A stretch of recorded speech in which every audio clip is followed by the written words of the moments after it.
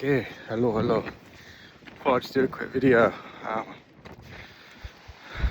was just listening to someone I subscribed to talk about it, reminded me that I wanted to do a video on this whole PlayStation fiasco, man. It's depressing times. You know, I don't want to make a negative video. I hope I can shed some positive light at the end of it. But it's the end of an era. And it's an easy scenario to see that the negatives far outweigh any positives that Sony are trying to portray. I mean, I hope you can hear me all right. I can't really tell how loud the environment is because I've got a noise suppression on. But yeah.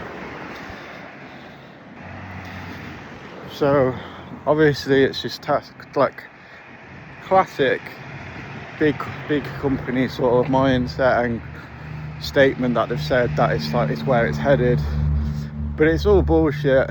It is, like, if you actually look into the numbers, like, I think like everyone believes what they're saying, that like 90% is digital now, and my gut feeling was like, I just don't believe that, because you're watching some of the most popular videos on the subject are about keeping physical. Like, there's millions that prefer physical, or at least prefer having it as an option.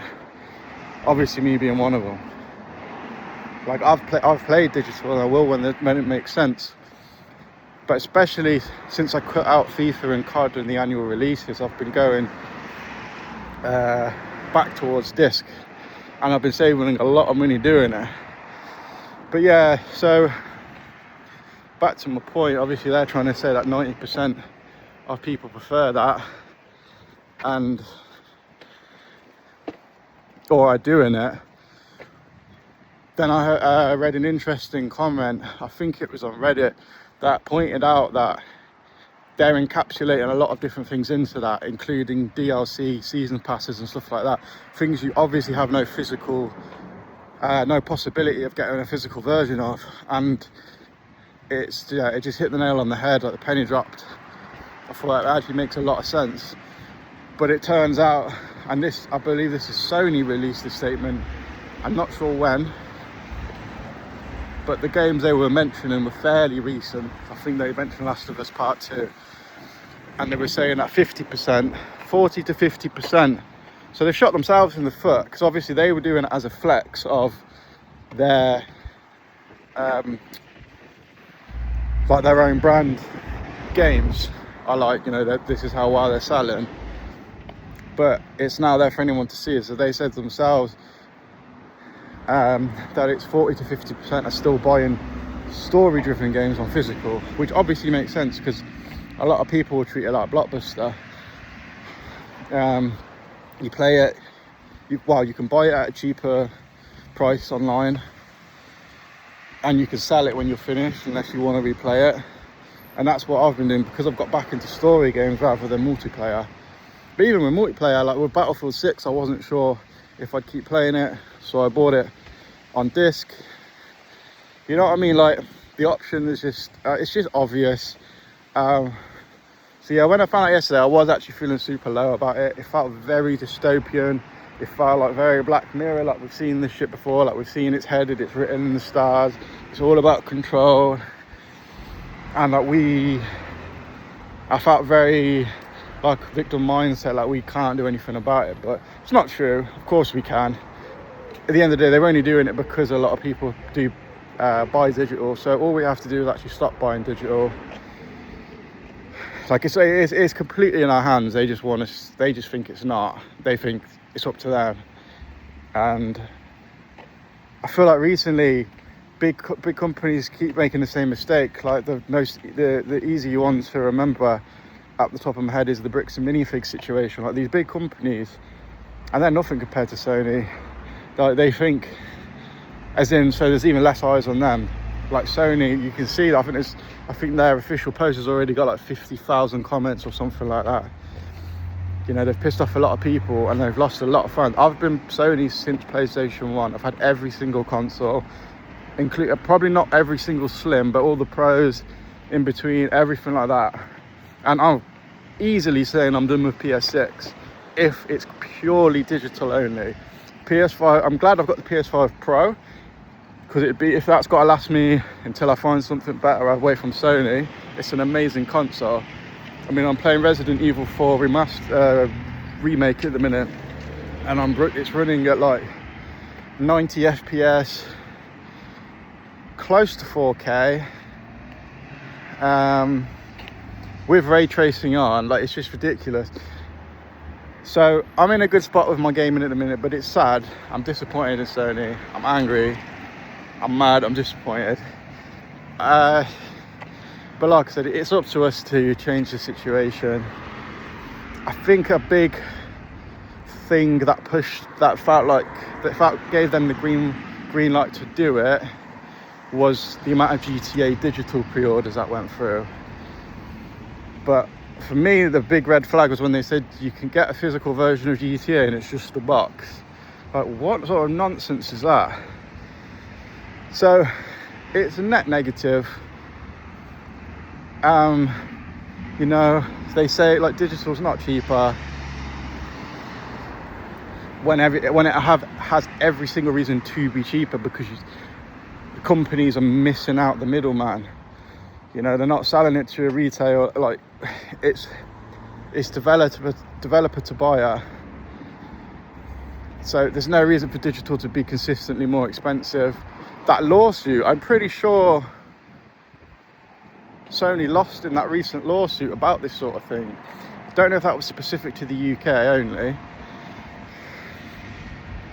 So it's like, I don't know what, they just seem out of touch. It's very Vince McMahon, it's very out of touch.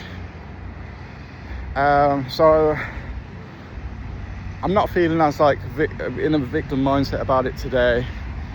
You know, it's up to us if we let them do it, if we let them win. A lot of people, myself included, are gonna not be getting the PlayStation 6 unless they make a disc an option. But yeah, the most common things is it gives us a chance to buy the game cheaper. It lets us resell it once we're finished, which that's my biggest thing that I don't like about what they're doing, is the fact they're taking that option away. If they did something similar where maybe you could trade up a digital version, that's an interesting idea, because it could almost be like in a game shop where they offer, like, yeah, you sell it back for less, but you could trade, if you trade it for another game, you get a bit more value. You know what I mean? There are ways they can do it. I can't imagine Sony have even thought about doing that though. But yeah, so, and obviously just the fact you can actually build up a physical collection, a lot of people love that. But yeah, I think that's all I'm going to say for it at the minute. We shouldn't be headed in that direction. Like I said, they are very much BSing the headlines, saying that that's the majority, because it's only coming across as a majority because, of course, like I said, you've got to buy a season pass, you've got to buy a DLC online, and even microtransactions, so live season games. Do you know what I mean? It's very, very manipulated. It's a very manipulated review of the data. If they were honest about it, like I said, the single player games, the story games, they're still selling a lot, close to half.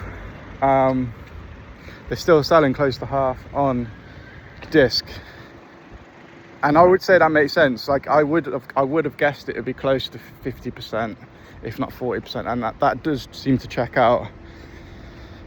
So it's been such a huge uproar already. Maybe they will just absolutely say, no, actually, like, I don't know. I can see them definitely cancelling it out, because they're pushing people towards Steam. Like, I might as well go and build a PC now and just use my PlayStation 5 controller, because what's the difference really at this point, you know?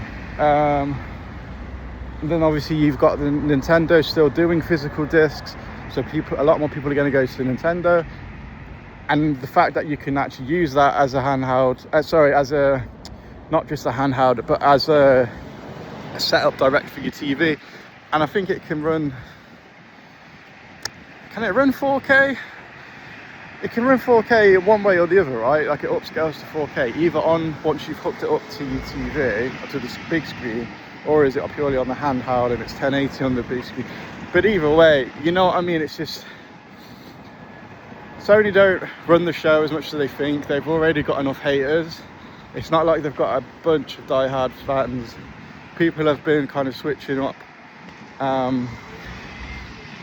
or learning, you know, educating themselves up on the corruption of Sony a little bit recently anyway.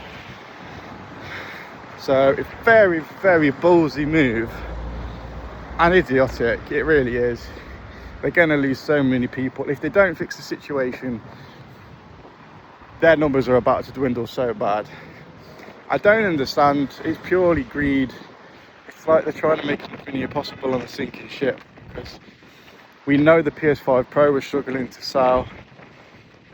It's just, it's not adding up. But yeah, that'll do for now anyway. With it only happening yesterday, I just wanted to say my piece on it. But yeah, peace.